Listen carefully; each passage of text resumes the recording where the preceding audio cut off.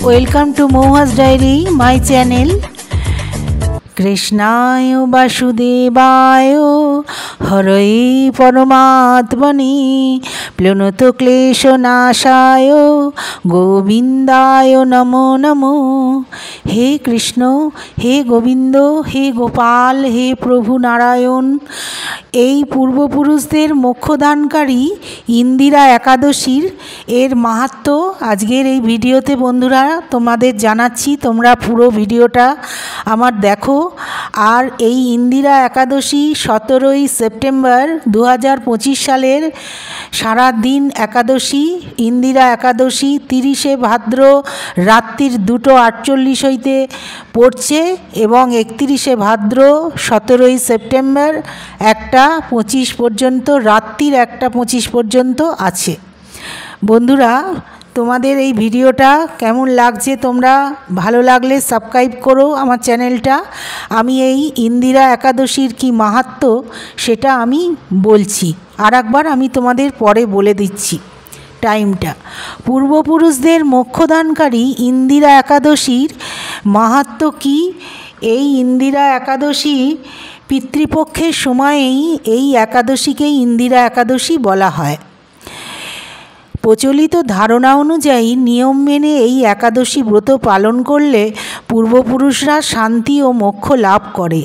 কোনো পাপ কর্মের কারণে পূর্বপুরুষরা নরক যন্ত্রণা ভোগ করে থাকলে এই ব্রতের প্রভাবে তারা মোক্ষ লাভ করে। ব্রত পালন এই হিন্দু শাস্ত্রমতে বিষ্ণুকে সমর্পিত এই একাদশী ব্রত পালন করলে পূর্বপুরুষরা এর সুফল লাভ করেন। আশ্বিন মাসের কৃষ্ণপক্ষের একাদশীকে ইন্দিরা একাদশী বলা হয়। এটি আবার শ্রাদ্ধ একাদশী নামেও পরিচিত।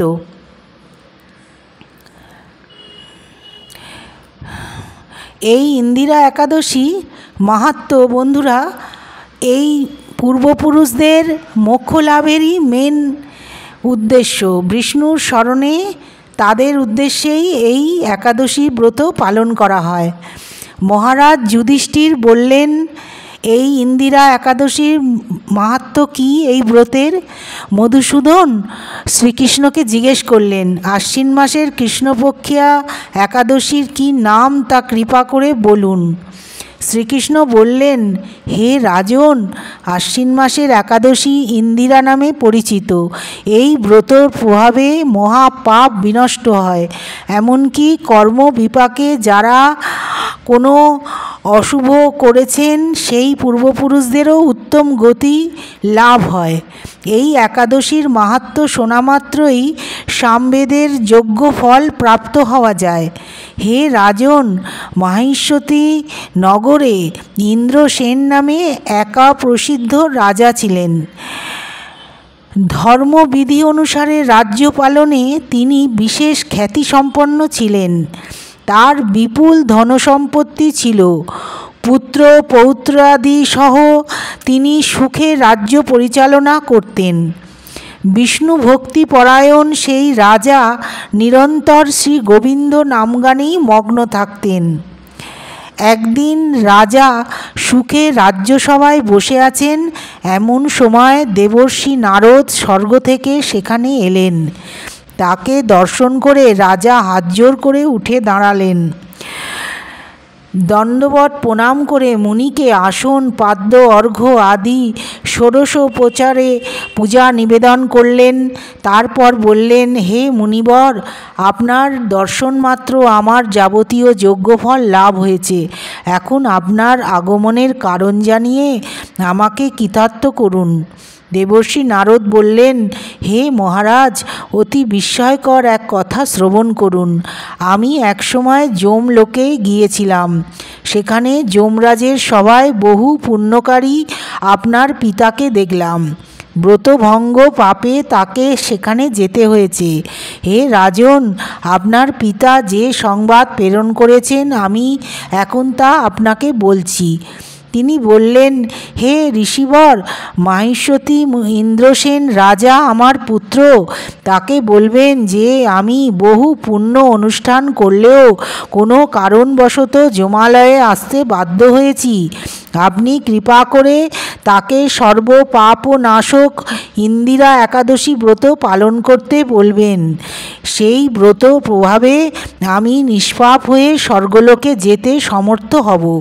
এই কথা জানাবার জন্যে আমার আগমন। হে রাজন, আপনার পিতার মঙ্গল বিধানে আপনি যথাবিধি ইন্দিরা ব্রত পালন করুন। রাজা জিজ্ঞাসা করলেন, হে দেবর্ষি, সেই ইন্দিরা ব্রতের বিধি কি?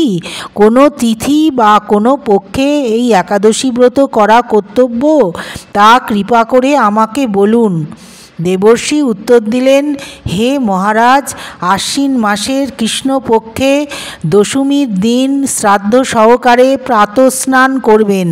মধ্যাহ্নে ভক্তিভাবাপন্ন হয়ে পুনরায় স্নান করবেন এবং রাত্রিকালে ভূমিতে শয়ন করবেন। পরদিন একাদশীতে প্রাতঃকৃত্যাদি সমাপন করে নিরাহারে থাকবেন। ব্রতের নিয়মাবলী দৃঢ়ভাবে পালন করুন। হে পুণ্ডরীকাক্ষ, হে অচ্যুত, হে এই শরণাগতের প্রতি কৃপা করুন।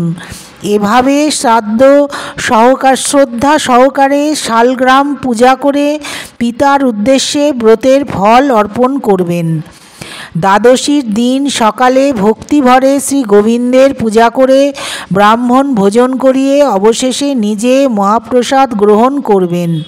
হে রাজন, বিধি অনুসারে শ্রীহরি এবং ভক্তদের অর্চন করলে আপনার পিতৃবর্গ মুক্তিলাভ করে শীঘ্রই বৈকুণ্ঠে গমন করবেন। রাজাকে এই উপদেশ দিয়ে দেবর্ষি নারদ প্রস্থান করলেন। রাজা ইন্দ্রসেন মণিবরের উপদেশ অনুসারে পুত্র পরিজন সহ ভক্তি সহকারে এই ইন্দিরা ব্রতের অনুষ্ঠান করলেন। তখন দেবলোকের থেকে পুষ্পবৃষ্টি হতে লাগল এবং তার পিতাও বিষ্ণুলোকে গমন করলেন। তারপর রাজা ইন্দ্রসেন নিজ পুত্রকে রাজ্যভার অর্পণ করে নিজেও বিষ্ণুলোকে ফিরে গেলেন। এটি ইন্দিরা একাদশীর মাহাত্ম্য পাঠে ও শ্রবণে মানুষ সকল পাপ মুক্ত হয়ে বিষ্ণুলোকে ফিরে গেলেন। এই ইন্দিরা একাদশীর মাহাত্ম্য পাঠে ও শ্রবণে মানুষ সকল পাপ মুক্ত হয়ে বিষ্ণুলোক প্রাপ্ত হয়। এই ইন্দিরা একাদশী পিতৃপক্ষের সময়ে হয়, পুজোর আগে। সেই জন্যে আমাদের পূর্বপুরুষদের মোক্ষ লাভ হয়, যার সন্তানরা এই একাদশীর ব্রত পালন করেন এবং খুব নিষ্ঠা সহকারে ভগবান বিষ্ণুর পূজা করেন। তাদের এই পূর্বপুরুষরা মোক্ষ লাভ করে এবং নারায়ণ বিষ্ণুর শরণাপন্ন হন, বিষ্ণুলোকে গমন করেন। দেখলেন বন্ধুরা, তোমাদের এই ইন্দিরা একাদশীর কি মাহাত্ম্য, কি ব্রতকথা তোমাদের এটা শোনালাম। ভগবান বিষ্ণুকে তোমরা একাদশীর দিন নৈবেদ্য সাজিয়ে ফল মূল মিষ্টি দিয়ে পুজো করো আর এই একাদশীর ব্রত পারলে পালন করো। একাদশীর মাহাত্ম্য খুব ভালো। ভগবান বিষ্ণু তাকে আশীর্বাদ করেন, তার মঙ্গল করেন। এই একাদশীর ব্রত পালন করলে অনেক সংসারে সুখ শান্তি সমৃদ্ধি বৃদ্ধি হয় এবং ভগবান মঙ্গল করেন। ভালো লাগলে আমার চ্যানেলটা একটু সাবস্ক্রাইব করো বন্ধুরা। Thanks for watching Mouas diary.